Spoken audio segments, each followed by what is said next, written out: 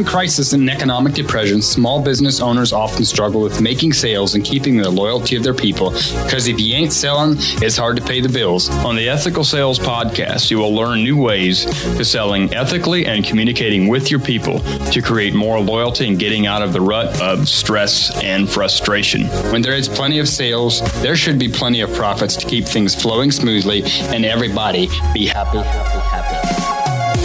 Thanks for tuning in. I'm Matthias Raber. And I am Elias Raber.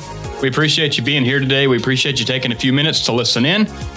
Today, we're going to jump into a topic, internal fears. We all face them. We all have them. Little voices in our head. Some are reality. Some are not. Most are not. Right now, we're dealing with an epidemic that you may have heard of called COVID-19. And while we really have no control over the whole virus and the whole epidemic, there are some things that we can control.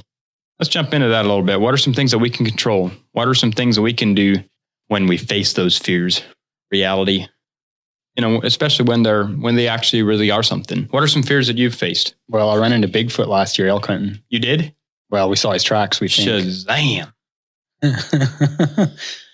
I was never one of these people to have a sticker on the back of my truck that says, I believe. But you do now? No, I don't. You don't? But I don't really know how to feel about it because we found his tracks. Or we found some kind of tracks. Yeah, they were about 20 inches long or something. Craziness. Yeah, it was like 6 inches wide, like 20 inches long, had 4 toes, way up in the North Country, me and my brother Brian. What were you guys drinking? Nothing. Water. Yeah, we were drinking water. We saw that and I'm like, I got pictures of it. If you ever run into me, ask me to see my pictures of my Bigfoot tracks. I don't know. I told people I'd never believed in that stuff, but now I have a real fear. You won't go back there? Oh yeah, I'll go back. And I don't really have a real fear, but we did find tracks and I'm like, I have no idea I didn't know there was a critter in the woods that make tracks that big. And I don't know if that's we looked at each other and we were like, this is kind of freaky. This is kind of scary. I mean, all we got are our bow and arrows because we're elk hunting. And we just kind of... Where'd you put that 10 mm? Oh, it was probably on my side. I don't remember. The crazy thing about Bigfoot is I've never seen anybody pose a picture of actually having harvested one. I know. And a lot of people have seen them, so I don't know. I have my own theories, but people have seen. I have my own theories about Bigfoot, but this show really isn't about Bigfoot, so maybe we'll just stop there. We were talking about fears. Right. And I still don't know what I believe about it. I would probably say I don't believe there's anything like it still, but I did find tracks that were... I might get a sticker and put it on the back of my truck that says, I don't believe. Yeah, that might be okay. I don't know. But we all have fears. Some of our fears are legit. Most of our fears never happen. I remember back when we started a business, one of the fears I don't know if I would have called it a fear or what, I was just afraid of, was that I would have leaks on a roof. I remember doing a project. We got a project for a building owner that had a lot of buildings. This is one of those guys that you want on your side. You want his roofs, you want his buildings, because he's got a lot of them. And he has about 500 employees, and he trusted us with a project. He said, he had bought an airport and we went and did his roof. The next morning after we had that hangar, it was an airplane hangar. After we had done that project, I think it was about a $60,000 job. We had the job done. He calls me up at like 6:30 or 7 o'clock in the morning. And he still owed us some money. But I knew that at 7 in the morning when I'm getting that phone call, he's not calling me to say, hey, come pick up your check. I knew instantly something was wrong as soon as I saw his number. He said, what the world did you do with my roof? He didn't even say it quite that nice.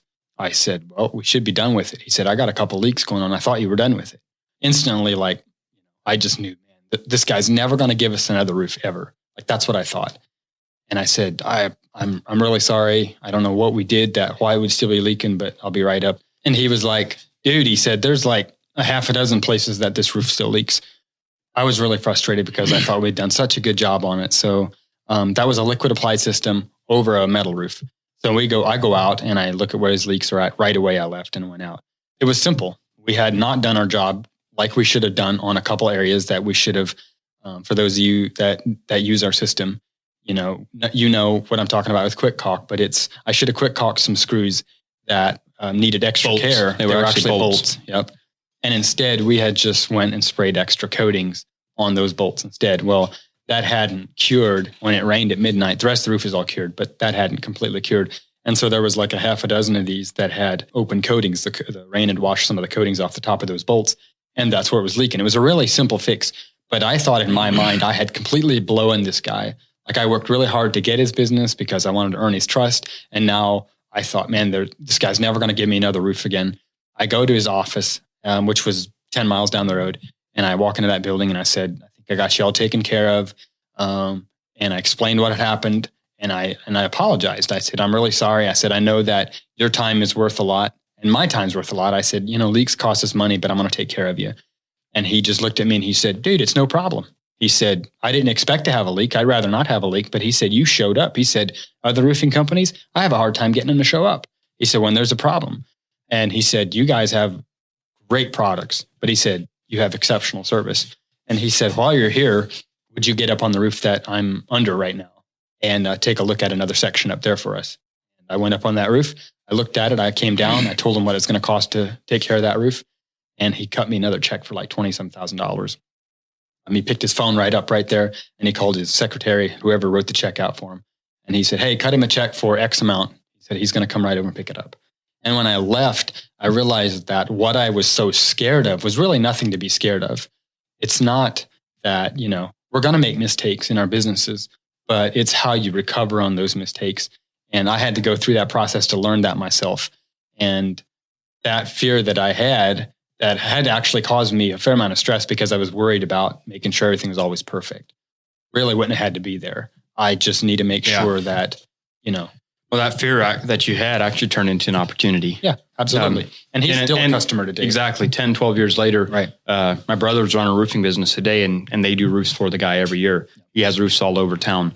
And we've had that exact scenario or close to exact scenario play out before. On the projects that we've done back in the days that actually had us go back to do something or fix a leak or do some repair or maintenance after we had done it. Those customers have actually got us more referrals than the ones that everything went perfect the way you plan. And, you're never back. Well, that's how you create loyalty. When there's a problem, you have an opportunity to create. The thing is, I feel is we simply just didn't have a relationship with the other customers. Now, maybe we should have went back and seen them even if they didn't have a leak. And we did to some of our bigger customers, especially for those smaller customers. You do a $10,000 job. You can't just go back and see those people once a year, shake their hands. But when they have a leak, you go back and you shake their hands and they see your face again. And, hey, I got this buddy over here. Or I got this roof over there. I was with a guy one time, his phone kept ringing. He did blacktop ceiling. And every time, I could see he was ignoring the call. And finally he tells me, yeah, that guy keeps calling me all the time. He said I did his blacktop driveway for him 6 weeks ago. And I'm sure he's got a problem because he keeps calling me. But he said, I'm not going to answer. Problem. Listen, that man, guy's he's not in business anymore. Listen, number one rule of business, problems don't go away when you quit answering your phone. They get worse. They get worse. Answer your phone. Take care of the problem. That's how you grow your business. Yep. A business isn't about not having problems. It's being about taking care of your problems. Right. That's all you are, is a problem solver. So what are some things that you can control? One of the first things that comes in my mind with fears, things you can control, is just your mindset. It's your mental clarity. It's the way that you see things and the way that you approach things. And almost everything in life is very mental. If you can handle it mentally, that's really what it takes to be successful in almost every area of your life. It's just mentally. Almost all those battles are fought and won in your mind. There's a place in scripture where it talks about that. And it says that our battles are not with flesh and blood. We have an enemy that likes to militate against us. And especially if you're a child of God, he tries to destroy anything that's good. I believe that's why anything that is good is uphill. Yep. It requires work. It requires a struggle. Your business, your marriage, your relationship. Everything is uphill. And sometimes you might get weary because you feel like, the battle just doesn't stop. You just have to realize that everything worth having is uphill. You're not in a fight alone. Everybody is in this fight. So there's a lot of frustration that comes with fears. There's, inferiority that comes with fears. You might feel misunderstood. When your employees walk out on you, you feel like you've done everything you can do and a team member leaves. There's a fear of failure. There's a fear of rejection. There's so many fears. The list could go on and on and on and on. And there's a lot of times that our fears are actually not even real. Right. And if you listen to your fears, it'll create inactivity, which often results in the results that you fear. Because the inactivity of maybe you're thinking about starting a business right now. You're working for somebody else as a salesperson and you're like, man, maybe I should start my own company. But the fear of failure keeps you from, the activity.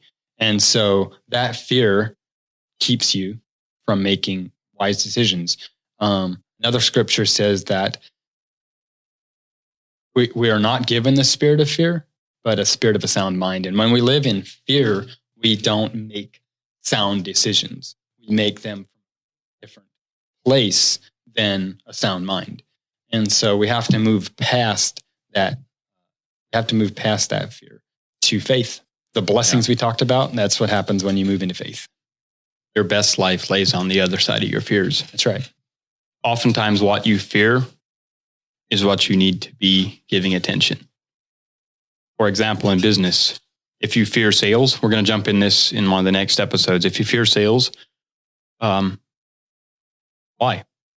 You don't fear something you really know. Right. So you need to learn. You need to skill up in that area. If it's an area that you need to be doing in your business, then you need to skill up. You need to face them. Oftentimes your fears are an indication of what you lack doing. Lack of knowledge as well. If you fear answering the phone call because the customer's calling you back, that's what you need to be doing. Answer the phone. Face your fears, because your best life lays on the other side of those fears. 100%. In the next episode, we're going to talk about things you're facing right now in your business. Thanks again, guys. Catch you here next time. Thanks again for listening to Ethical Sales Podcast with the Raber twins. Could you do us a huge favor? We're giving away over $1,000 in prizes during the podcast launch. Simply go to ethicalsales.com, then leave us a review and a rating on Apple Podcasts for a chance to win. Again, just go to ethicalsales.com. That would really help us spread this message. Again, thanks for listening, and see you on the next episode.